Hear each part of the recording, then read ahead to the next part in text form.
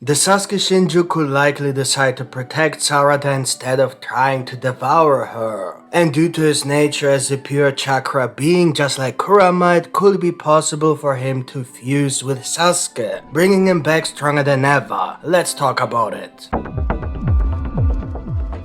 I think we can all agree that the Sasuke Shinju, at least in terms of personality, is very different from the other Shinjus, especially the Shinju leader. We might even have confirmation as to why this is the case. Perhaps it's because they not only adapt the physical appearance, along with all their abilities, but also something that I can only describe as the initial and fundamental framework of their personality. What I mean is that it seems that Shinjus aren't like empty vessels, merely waiting to fill their existence with information and experiences to form their personality. Instead, it literally looks like they are an exact clone of that person in all aspects, but without memories. Hence, they have an instinctive interest in certain people who are important to the original human in their life. But the Shinjus don't know the reason. So basically a clone without memories. And now we have Sasuke Shinju acting a lot like Sasuke would. You know, Sasuke isn't trusting anyone, at least back in the days. Until he really trusted Naruto, a lot had to happen. He eventually even had to lose his arm to get some sense in his head.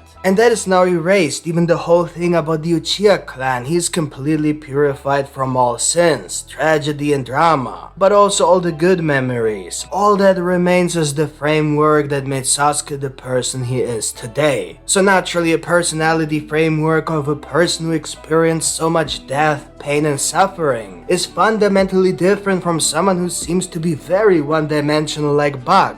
The fact that Bug Shinju instinctively chose someone like Ada shows that Bug doesn't have anyone close to him. No wife, no children, no family, just his crush on Ada that in itself isn't real to begin with. Such an extremely superficial instinctive interest didn't give him much to think about the decision to target Ada. He just decided and it seems like pure evil. Now if we look at someone who targets someone much more important to them, as is the case with Bug, but not as much as it is with Sasuke Shinju targeting his own daughter, that is Moegi, and her target Konohamaru. As far as we officially know, they are childhood friends, teammates, and sometimes there were implications that could lead to interpretations that she may have a crush on him. So the situation is much different and so is her reaction to their emotions. Bug didn't care how Ada felt. Moegi Shinju, however, did start to talk about the fact that she feels their sadness and anger. It seems like she was more interested in them than Bug, but the leader Shinju quickly distracted her and started saying things like, they can feel emotions, and maybe even hinted at the idea that they can feel the emotional connection to their target,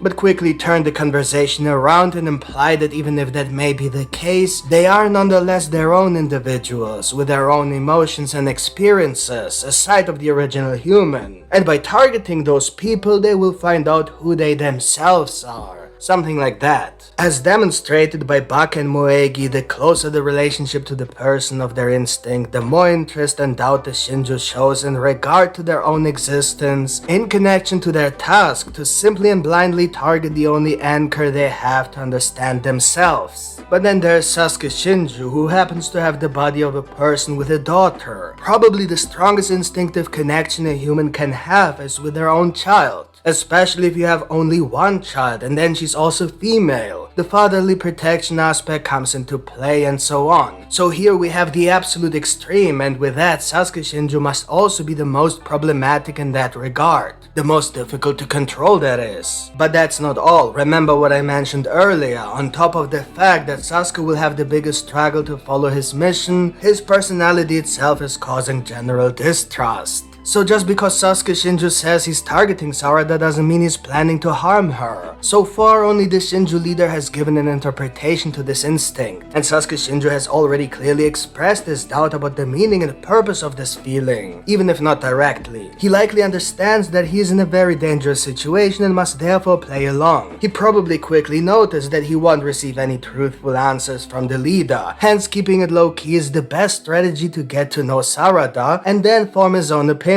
He may approach her and maybe even start a fight that he may even approach half-heartedly. But it is very likely that he will be more interested in simply meeting Sarada and trying to understand who he is to her and thus understand himself. That makes a lot more sense for such a person than trying to blindly follow the command of someone he doesn't even know himself, and who claims to be an equal but seems suspiciously to know a lot more than the others despite claiming to be the same existence. You don't even have to be a Shikamaru to understand that the Shinjus are being lied to and manipulated, which again is something that would make Sasuke suspicious. If you'll notice in the chapter, despite all believing to be equal, not only did the leader Shinju order the others around, but Sasuke Shinju also asked the leader Shinju about their existence as if he assumed that the leader Shinju knows more than he says, and certainly more than the others. So that explains why Sasuke Shinju likely won't be a major problem in the series. But what about the idea that he will try to reunite himself with the real Sasuke? The reason why that could be possible is simply because there's no reason why it shouldn't be possible. As far as we know, the Sasuke Shinju originated from the 10-tailed monster, turning themselves and Sasuke into a tree, and then resulting in a chakra form of existence similar to Kurama. And as we know, Kurama can inhabit people like he did with Naruto. So in theory, if Sasuke Shinju is basically just the essence of Sasuke with the chakra of the 10-tailed monster, then it's literally just a tailed beast exclusively made from Sasuke and 10-tailed chakra. Instead of yin-yang release the creation of all things, even though it's basically the same thing. So what happens if the Sasuke Shinju decides to return to the initial human body? Will it bring back the 10-tailed monster? I don't think you can reverse the tree that way. And chakra can't just cease to exist unless it's a barren mode situation, so it's possible that there are two ways how the humans can survive. Either defeat the Shinju version of them so that maybe whatever keeps them asleep returns to their body, while the chakra that made their existence possible as a Shinju simply is released into the atmosphere. And the second possibility is a fusion. Since they are 100% made of chakra and since chakra can be given to other people, it's definitely possible. And because Sasuke Shinju is evidently different in a positive way, it could be that after confronting Sarada, likely in a fight between him, Sakura and Sarada, Sasuke Shinju finally gets his answer and then decides to return to the original Sasuke. By doing so, not only will Sasuke return, but he would likely return much stronger than before. That would include a new Rinnegan and likely a new arm as well, and of course a huge chakra upgrade. Similar to how Naruto could rely on Kurama's chakra. I'm not saying Shinju Sasuke will be like Kurama inside Naruto, but it could be like an additional non-human chakra source. Long story short, Sasuke could have his moment just like Naruto had with Baryon mode.